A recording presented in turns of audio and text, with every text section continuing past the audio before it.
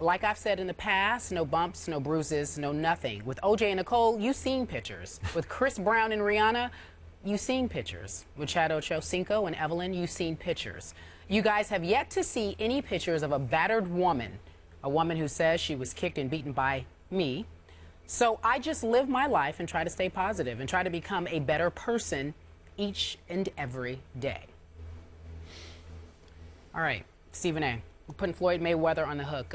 What do you make of those comments? I'm disgusted with them. I'll be the first to say that. You know, a lot of people here, particularly so many people who watch this show, know that I know Floyd Mayweather Jr. pretty well. He's somebody that I've interviewed on several occasions. I'm one of the few people, I guess, at least in the world of the media, that he's confided in on a personal level on several occasions. And I know a lot of the personal demons that, you know, he's experienced that I would never repeat without his permission.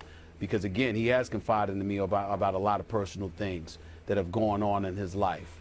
Having said all of that, the bottom line is that a Las Vegas judge sentenced you to 90 days in jail back in December of 2011, and you served your time in 2012 of June after you pleaded guilty to a domestic violence charge and no contest to 2 harassment charges.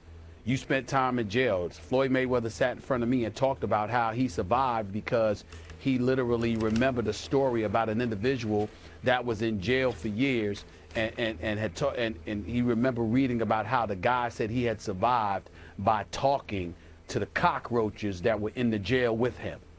And he said if that man was strong enough to make it through, then he was going to be strong enough too. To hear those kind of stories, to know how riveting those stories can be to an individual's psyche, particularly somebody with just the demons in his past that Floyd Mayweather has had, you would think that there's a level of heightened sensitivity that he would have. And in this particular instance, I don't think that I'm hearing that here. To intimate that, it's too much of a big deal being made of this.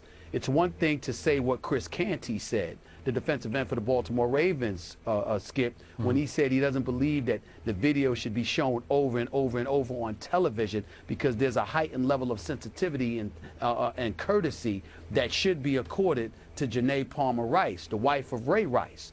We understood that, and there was absolutely positively nothing offensive about what Chris Canty was saying. As a matter of fact, some would say he's right, and his level of emotion and sensitivity was heartfelt, sincere, and should be deeply appreciated.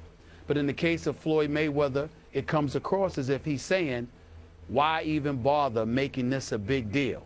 Well, that means you don't think it's a big deal. And if you don't think it's a big deal, and you've got this track record, then it's going to give people a license to look at your history and say, well, maybe you're guilty of the things you swore you were innocent of simply because of the nonchalant attitude you have towards this.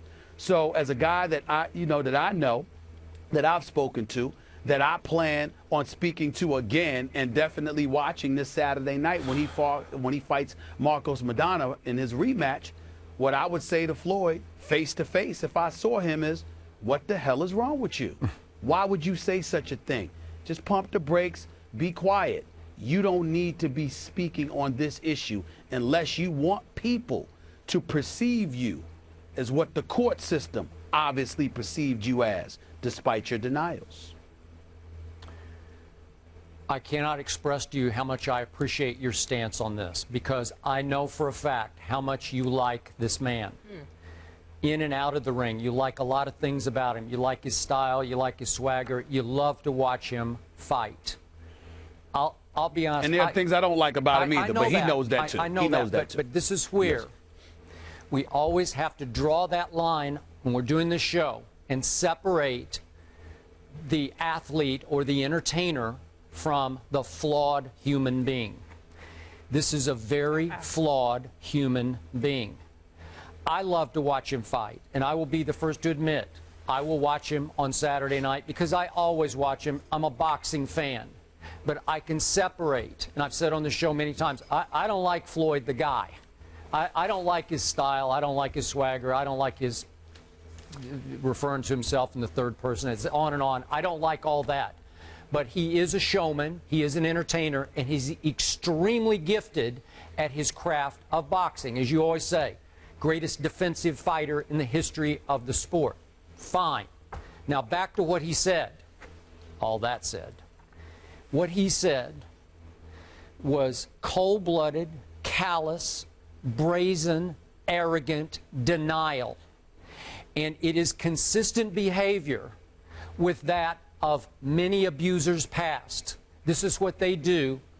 I didn't really do that. Do you have pictures? No, you don't have pictures. Do you have pictures? You have pictures? Get out of here. Three incidents that went to some kind of trial. And you don't have pictures? Don't need pictures. You got convicted. You pled out of what could have been a much longer sentence. And yet, Stephen A., I got to tell you, just in the framework of what we're discussing on the show today, the enlightenment of America when it's now coming to domestic violence and abuse, just as Ray Rice has now become the face of domestic violence, to me, Floyd is the face of an abuser now. You get to see it in full throat because you get of to, what he just said? what he just said. You can see it, you can hear it. I mean, we don't get to see it on camera, but if you read these words, you can say, aha, that's the behavior of a serial abuser.